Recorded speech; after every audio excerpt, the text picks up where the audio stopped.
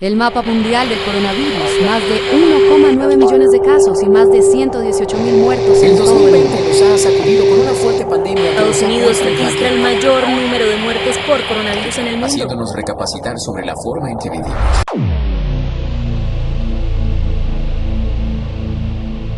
Y en este instante vamos a hacer un cierre en este panel con el doctor Gustavo de Vivero, donde nos va a hablar sobre las complicaciones, o sea, a donde no queremos llegar definitivamente. No queremos estar ni en UCI ni con complicaciones de esta enfermedad.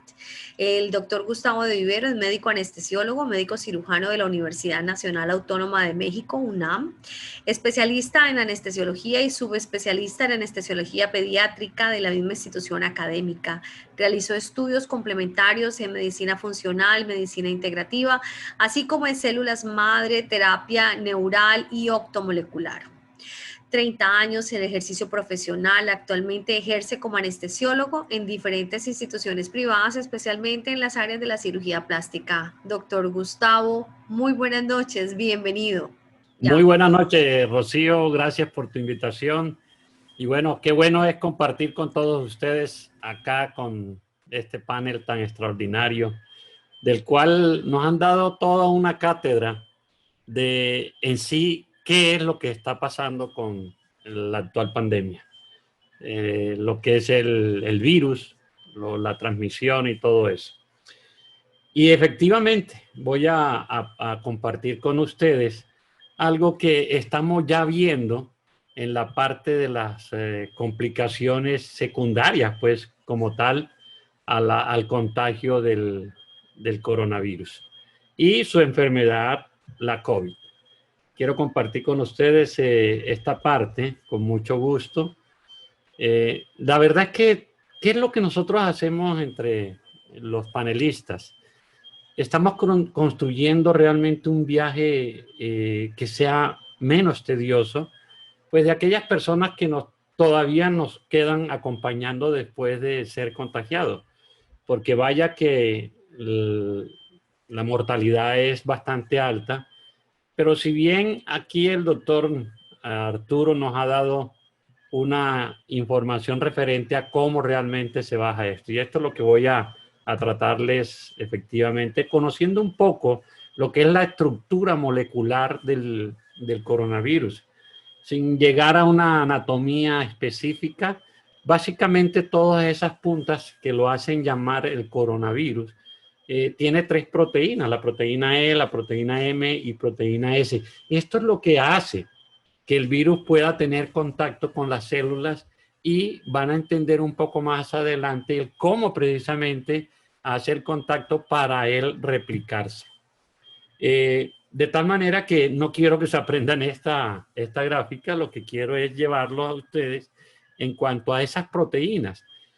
Nosotros la célula, la membrana celular, donde tenemos más de 1 trillón de células que conforman nuestro organismo, el sistema nervioso central, el sistema cardiovascular, el muscular, los mismos músculos, los tendones, huesos, todo eso hace parte de ese trillón, y hablan más de 10 trillones de células que tenemos en el organismo. Cada célula está conformada de igual manera con una membrana. Esas membranas tienen dos receptores principales, que es el AC2. El AC2 es una enzima convertidora de la angiotensina 2. Y la TMPRSS2, esa es una proteína de membrana compuesta por la serina tipo 2. ¿Qué es lo que hace esto? Esto es lo que favorece a que entre o no entre el virus. Más adelante voy a también a manifestarles a ustedes que este receptor, cuando es bloqueado, y ahí viene la gran importancia de la ingesta del donador de cisteína, porque la cisteína entra de la misma manera a las células para hacer entonces la formación que el doctor de Vivero ya mencionaba, el glutatión. Y el glutatión va a ser el efecto de todas esas funciones que ya les mencionó. Entonces, miren la importancia que es precisamente el por qué. No solamente el haber tomado antes ese donador de cisteína para mantener un nivel de glutatión, sino que a la vez en la actual pandemia, para contrarrestar que ese virus ingrese por el mismo receptor y ya dentro de la célula vaya entonces a formar lo que es la réplica y la formación gigante de su propio virus. Y así es lo que se llama una gran cantidad de aerosoles de forma impresionante. Porque ya el adentro, cuando ingresa, cuando ya está dentro de la célula, hay unas polimerasas del virus donde empieza como RNA del virus, porque así es conocido el virus, él empieza la replicación de ese genoma directo del ARN. Asimismo, cuando está la gran cantidad de formación de virus, sale por el mismo receptor, pero empieza a invadir la gran cantidad de células que ya les había mencionado. Entonces, el por qué, aquí vamos a entender un poco el por qué el órgano más afectado es el respiratorio, siendo el pulmón los neumocitos los encargados de nuestra vida, porque a través de él es que se hace ese intercambio de oxígeno y de CO2. La salida de CO2 es el ingreso de oxígeno, porque estos receptores están mayormente ubicados en la cavidad nasal. Si se dan cuenta, las pruebas se hacen en hisopado nasofaringeo porque ahí es donde ellos los vamos a encontrar más fácilmente. Y ya más adentro, en los pulmones, en los realmente llamados neumocitos, que son las células componentes del pulmón. Está también en el intestino, en el páncreas. Todas estas células están conformadas por esos receptores. ¿Qué hace entonces cuando la complicación, que ya viene esa historia natural de la enfermedad donde se es contagiado? Ya lo mencionaba el doctor de Vivero en esa parte del contagio, la fase de duplicación, la fase de 3 de respiratoria y la fase 4 crónica. Estos síntomas crónicos, lo que se presenta después de haber tenido el contagio, y no depende solamente de la cantidad de producción de réplica de ese virus, sino que hay sobre todo aquellas personas jóvenes que dicen, tuve una gripita, ya no pasó nada. Y efectivamente, no pasa nada. No pasa nada en el sentido de que fue un contagio del cual se hizo prueba positiva, pasaron las fases, pero más adelante vienen las grandes incapacidades producidas por ese coronavirus crónico. ¿Qué es lo que produce? Una fatiga crónica, lógico. Entra la célula, empieza la fatiga mitocondrial, no empieza la célula a producir energía y se cansa uno fácilmente. La falta de aire, la dificultad respiratoria, y hay una gran cantidad de producción de miositis, que es el dolor muscular secundario precisamente a esa producción grande de síntomas crónicos. La debilidad es frecuente y en los mayores está mayormente encontrado la desorientación, lo que produce a su vez una ansiedad en el paciente mayor. El dolor abdominal es muy frecuente porque en el intestino, acuérdense que ya les mencionaba que el intestino también tiene gran cantidad de esos receptores. Pero hay otras cosas como factores que predisponen para esa complicación, y estos están dados por el hábito alimenticio que la persona tenga. Realmente lo que se llama una comida chatarra, la contaminación ambiental, el estrés. ¿Qué produce el estrés? Una fatiga crónica, lo que se llama al final de cuentas un estrés oxidativo, ya sea por el trabajo, ya sea por la función que está haciendo la persona que se ha contagiado. La infección es recurrente. Más adelante vamos a ver también el por qué las infecciones virales y bacterianas producen unos factores predisponentes para mayor complicación. ¿Por qué? Porque los factores de infecciones virales producen al final de cuentas una cronicidad en la producción de TH2, que producen al final de cuentas también enfermedades autoinmunes, parasitarias, el sedentarismo, la obesidad. Es conocido en la diabetes a nivel mundial como la patología número 2. La número 1, ya ustedes son conocidas, está la obesidad, que es la que más produce problemas en cuanto a enfermedades. Y no queda atrás en la producción de las complicaciones crónicas del coronavirus. Ya les mencionaba esta parte, lo que produce el estrés oxidativo, ya les mencionaba el medio ambiente, el estrés y todo eso. Y esta parte, lo que son las infecciones bacterianas recurrentes, eso es lo que se llama un proceso inflamatorio persistente crónico, lo que produce al final de cuentas una gran cantidad de respuesta inmune, como son la producción de anticuerpos llamados TH2, que al final de cuentas tanto proceso inflamatorio constante termina en procesos de enfermedades autoinmunes. ¿Cuáles son?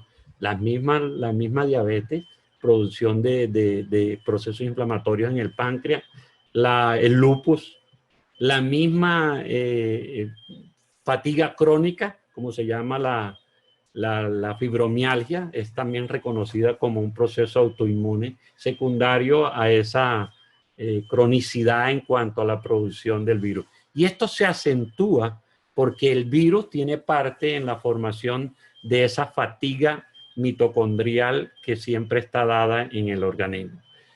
¿Qué hace parte de la gran cantidad del manejo farmacológico cuando a nivel mundial, a pesar de que se ha controlado, de todas maneras, uno de los países, nosotros, los países latinoamericanos, estamos más dados a la automedicación? Esto hace que esa carga en el hígado, que es el órgano encargado de desintoxicar, tenga más trabajo, tenga más función para poder entonces eliminar esa carga de medicamentos, lo que hace que agote el hígado y al final de cuentas produzca una falla hepática sin realmente haber un daño hepático, sino el permanente. Cuando entonces el virus ingresa, porque el doctor Arias ya lo había mencionado, los órganos que más necesitan glutatión para su función normal es precisamente el hígado y el pulmón.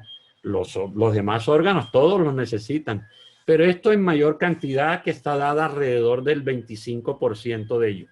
Entonces, para llegar al final y tratar en lo posible que esto sea deleterio, esa cronicidad de los síntomas secundarios a una infección por el virus, entonces se buscan muchas alternativas para evitar que estos síntomas sean demasiado grandes, demasiado crónicos o incapacitantes.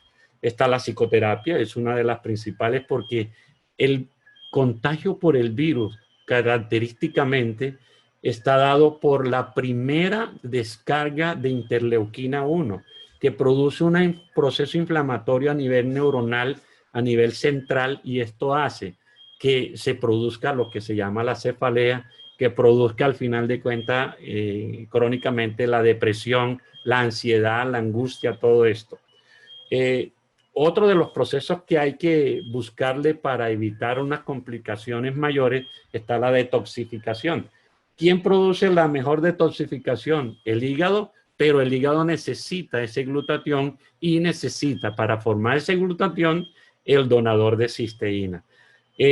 Otra de las formas que hay también, que ayudan mucho, el yoga, la dieta y por qué no la nutracéutica, que esto está dado de acuerdo a la tipo de nutrición que se tenga, principalmente la mediterránea, que está dada por el vegetarianismo, la dieta ancestral consistente en granos, en frutos secos y vegetales.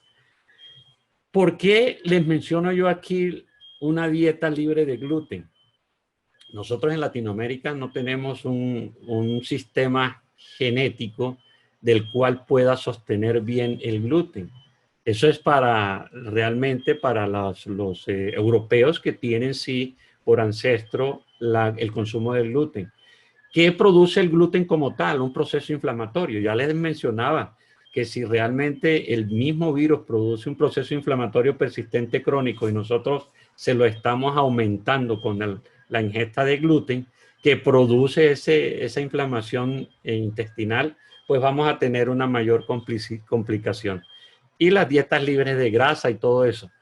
Mire, aquí les mencionaba precisamente uno de los efectos que estamos buscando o los síntomas que estamos encontrando en pacientes contagiados por el virus, el coronavirus. Es el delirio, y no solamente en los pacientes ancianos como lo mencionan acá. Actualmente es una de las complicaciones que se están viendo en las consultas de urgencia en pacientes que tienen delirio, aunque hayas sido contagiado unos 5 o 6 meses atrás. Entonces, como ya le dio el virus, nadie le presta atención a esos delirios, a esa ansiedad, a esa angustia. Y la mejor forma de contrarrestar, como ya les había dicho, es la cisteína como donador de cisteína. ¿Recuerdan lo que les había mencionado en la membrana para entrar? Es un aminoácido no esencial que acetilado por historia de la medicina siempre se ha utilizado como el fluidificante de la mucosa.